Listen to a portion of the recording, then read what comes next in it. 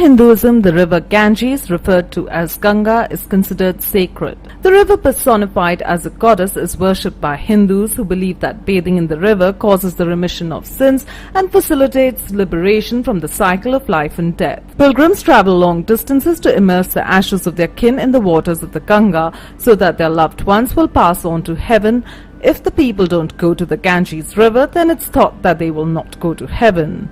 The goddess Ganga is shown white in color, wearing a white crown, sitting on a crocodile, holding in her right hand a water lily and in her left hand a lute. A king named Sagara magically acquired 60,000 sons. One day King Sagar performed a ritual of worship for the good of the kingdom. One of the integral parts of the ritual was a horse, which was stolen by the jealous Indra. Sagara sent all his sons all over the earth to search for the horse. They found it in the netherworld or underworld next to a meditating sage Kapila. Believing that the sage had stolen the horse, they hurled insults at him and caused his penance to be disturbed.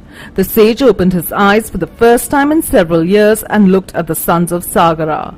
With this one glance, all 60,000 were burnt to death. The souls of the sons of Sagara wandered as ghosts since their final rites had not been performed. When Bhagiratha, one of the descendants of Sagara, learnt of this, he vowed to bring Ganga down to earth so that her waters could cleanse their souls and release them to heaven. Bhagiratha prayed to Brahma that Ganga come down to earth. Brahma agreed, and he ordered Ganga to go down to the earth and then on to the nether regions so that the souls of Bhagiratha's ancestors would be able to go to heaven. Ganga felt that this was insulting and decided to sweep the whole earth away as she fell from the heavens. Alarmed, Bhagiratha prayed to Shiva that he break up Ganga's descent. Ganga arrogantly fell on Shiva's head, but Shiva calmly trapped her in his hair and let her out in small streams. The touch of Shiva further sanctified Ganga.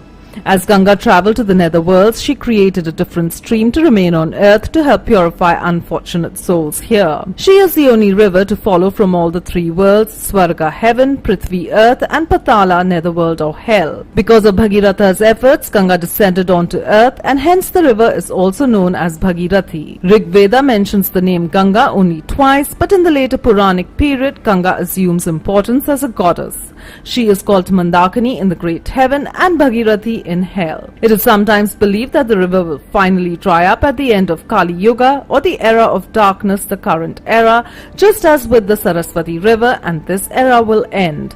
Next in the cyclic order will be the Satya Yuga or the era of truth. Most of the holy cities of India are located on the banks of the Ganga.